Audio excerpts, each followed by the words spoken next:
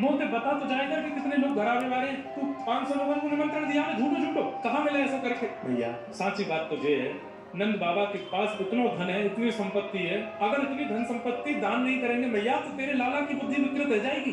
अपने लिए कह रहे हैं, मेरी बुद्धि विकृत हो जाएगी भैया। या हमारे मैं तो बाबा से दान वान करवा तो रहूं, घर पे लोग बाग आते रहे, भोजन प्रसादी देते रहो, दक्षिणा देते रहो, दान पुण्य बना रहेगा। अच्छा लाला बात तो तेरी साची है, सही बात करे, विद्वान है मेरो लाला। तो मैया ने गोद में ले लिए ने कुछ कार लिए। अरे मेरो लाला ऐसी ऊंची ऊंची बातें न करे, ऐसो ऐसो बुद्धिमान है वो मेरो लाला। ठाकुर जी बोले भैया एक बात और है, तू कह तो कहूं।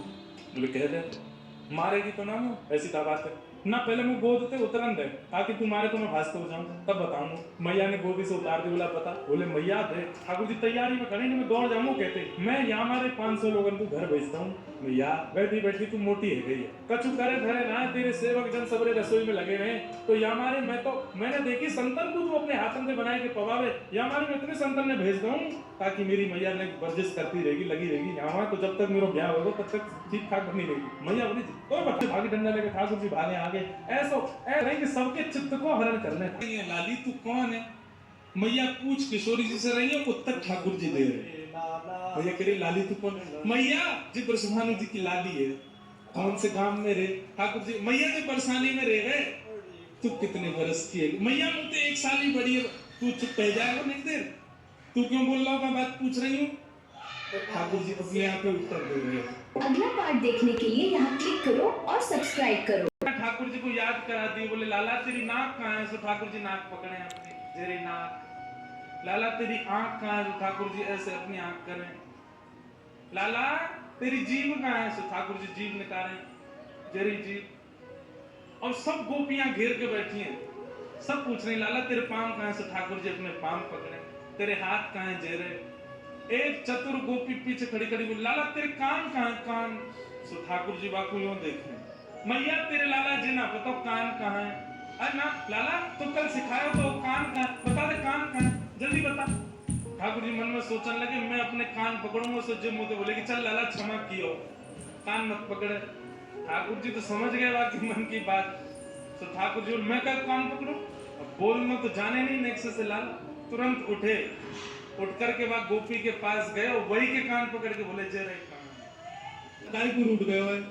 बोले मैया मैंने जो रात को तोते कहीं कई बार काम को करवा दे। सब गोपी बोली मैया कहा कही लाला ने रात को? ऐसो तो मैया इसको बोली अरे कहाँ बताऊं, रात में मुझे यूँ करो मेरा ब्याह करा लो। मैया अब मैं बूढ़ा है तो जा रहा हूँ, मेरा ब्याह करा दो। 3.5 वर्ष को रहो नहीं मैं करो मैया अब का मेरा ब्याह तो बुढ़ापे में करा देगी, अब तो मेरा उम्र रहेगी, मेरा ब्याह करा दो। ऐसी ऐसी बात करने बना रहे। सो एक गोपी बोली अच्छा लाला ब्याह करेगा? हाँ करूँ। कैसी चोरी पे करे? वो बोली मैं ढूंढ के अपने आप करूंगा, जैसी मुंह को भावे की बातें करूंगा। तो सब गोपियों ने विनोद में कही लाला इतनी सारी गोपी बैठी है यहाँ पे, तू अपने आप एक काम कर, ढूंढ के जो तुमको बढ़िया लगे बाकी गोद में जाके बैठ जाओ, जाके गोद में तू बैठ जाएगा वही तेरा ब्याह करा। लाला बोलो सांची? बोला हाँ सांची। तो ठाकुर जी गोपी के घूंघट उठाना। मैया जी तो बूढ़ी है गई जाते ना करो। दूसरी गोपी के पास गए, मैया जी तो कान नहीं है या तो आंख ही ना है। तीसरी गोपी को मुंह उठा के मैया जी तो तेज लगे मुंह को तो घर से निकाल देगी या तो गाना कर रहा हूँ। ऐसी सब गोपी इनके आगे। वही दूर एक बिना दांत वाली गोपी बैठी, बूढ़ी बिल्कुल 120 वर्ष।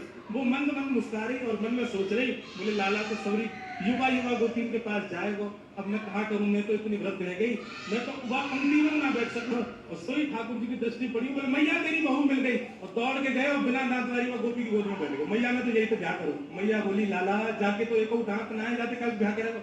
बोले मैया बढ़िया है ना, माखन खावे में दांत ना चाहिए हो गए चप चप खाया करे। वह गोपी से ऐसे अंग भर गए, गोपी वह वृद्धा गोपी को इतना सुख प्रदान किया। सब युवा गोपी देखती रहती है ठाकुर जी को सुख आकर के मुझे बोलो भाभी जी कहाँ कर रही हो? मैंने कि लाला आज सत्यनारायण भगवान की पूजा घर में भोग बनानी, पंजीरी घूम नहीं हूँ।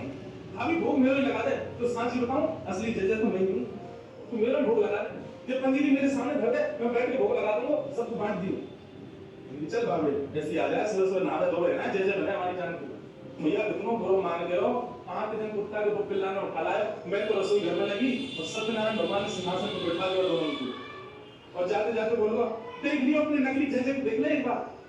मैं दौड़ के गई, जाके देखी तो महाराज पिल्ला बैठे वहां पर। ऐसा होगा मेरा पूरा पूजा घर बर्बाद कर दो, फिर चौका लगाना पड़ेगा। सत्यनारायण भगवान कथा में आयो नहीं, फिर यानी अनैया क्यों ना आयो? अभी जो तो बड़ा नाराज बैठो, कोरोना ने असली जजे को अपमान किया कि घर को पानी ना पीने। फ्री में जब सब कार्यक्रम निपट गए हो रहे सो रही, तब आयो तुम्हारा लाला। कौन सी खिड़की में थे अंदर आयो, हमारे बिस्तर पे चढ़ के मेरी चोटी और उनकी दाढ़ी बांध के भाग गए हो। आत्मपति देव प्यास लगी, जैसे ही उठे उनकी दाढ़ी खींचे, मेरी चोटी खींचे। मैं कहूँ क्या कर रहे हो, क्या कर वो क्या कर रही हो, दोनों क्या कर रहे हो, क्या कर रही हो, ये निकल गए।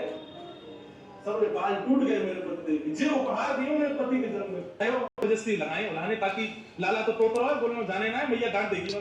ठाकुर जी को जब एक बात कही जाए, लाला तू मक्खन चोरी करे, ठाकुर जी मन में आवे हाथ करूं तो हूं, पर जब ये बात कहे तू बाकी पति की दाढ़ी आके चूटी पे बांध के मार, अब ठाकुर जी ने सोचा जे मैंने कब कियो, तू तो झूठ बोल रही है, तने कुत्ता की पिल्ला ले जाके बैठा दिए जय की गद्दी पे, तू बोले जे मैंने कब कियो। अब ये सब मन में विचार करें। अब छोटो बालक जल्दी उत्तर दे नहीं पाए, ठाकुर जी यशोदा मैया डांटने लगी, तो ठाकुर जी तो रोने लगे। उन्होंने जबरदस्ती लगाए उन्होंने, ताकि लाला तो तोड़ रहा है, बोलने जाने ना है, मैया एक बात कही जाए, लाला तू मक्खन चोरी करे।